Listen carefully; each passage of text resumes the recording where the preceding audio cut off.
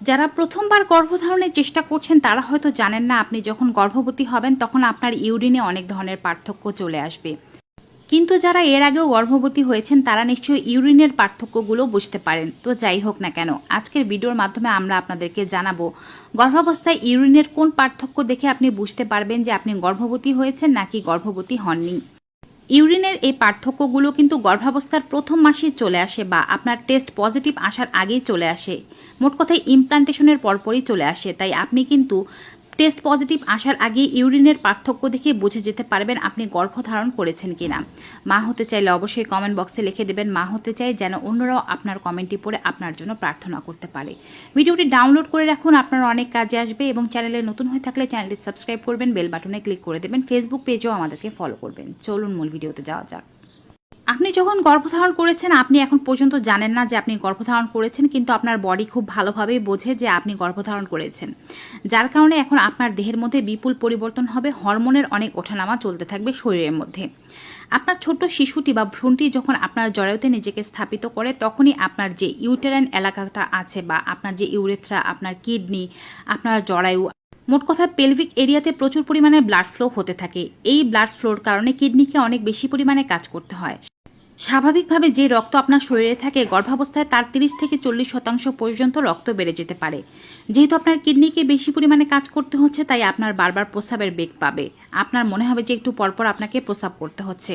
অনেকের ক্ষেত্রে দেখা যায় প্রস্রাবের বেগ এতটাই বেশি কিন্তু যখন প্রস্রাব করতে বসেন তখন কিন্তু ততটা বেশি প্রস্রাব হচ্ছে না। এমন বারবার প্রস্রাবের বেগ হওয়া, বিশেষ করে রাত্রেবেলা এই সমস্যা অনুভব হওয়া কিন্তু একটি দারুণ লক্ষণ যে আপনি গর্ভবতী হয়েছেন। যারা এর আগেও গর্ভবতী হয়েছেন তারা নিশ্চয়ই এই সমস্যাটি সম্পর্কে পরিচিত। পুরো গর্ভাবস্থা জুড়ে এটি থাকতে পারে, বিশেষ করে গর্ভাবস্থার শেষের দিকে এই সমস্যার পরিমাণ আরও বেশি বেড়ে যেতে পারে। কিন্তু প্রথম দিকে এই সমস্যার তীব্রতা থাকলেও আস্তে আস্তে এই সমস্যার তীব্রতা কমে যেতে পারে বা আপনার শরীর এটার সাথে সহনীয় মাত্রায় চলে আসবে। এছাড়াও গর্ভাবস্থায় যে ইউরিনটি আছে সেটির কালার অন্যরকম হয়ে যায়।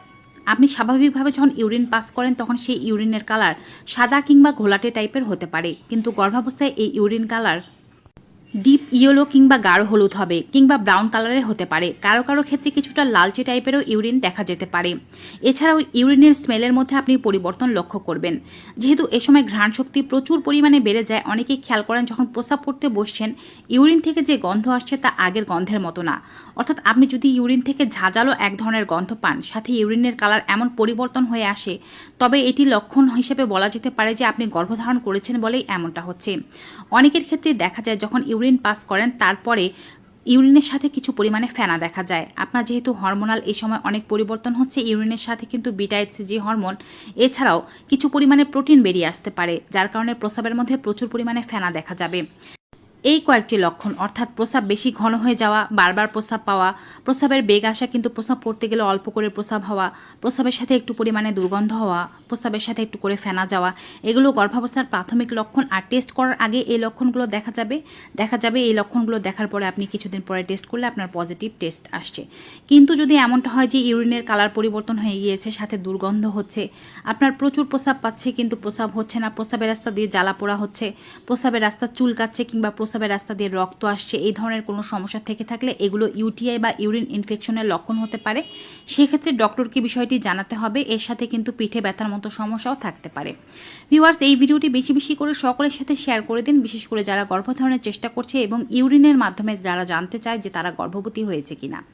যদি এই লক্ষণগুলোর পরে আপনার পিরিয়ড মিস হয়ে যায় তবে পিরিয়ড মিস হওয়ার 2 থেকে 7 দিনের মধ্যে আপনি টেস্ট করতে পারেন। যদি আপনার পজিটিভ প্রেগন্যান্সি টেস্ট আসে তবে অবশ্যই ডক্টরের কাছে যাবেন। নিয়মিত মাসিক যাদের তারা 2 দিন থেকে 7 দিনের পরে টেস্ট করতে পারেন। অনিয়মিত মাসিকের ক্ষেত্রে পিরিয়ড মিস হওয়ার 15 দিন পর টেস্ট করবেন। ভিডিওটি ভালো লেগে থাকলে বেশি বেশি সকলের সাথে শেয়ার করবেন। আজকের মতো এখানে বিদায় নিচ্ছি। Goodbye and take care.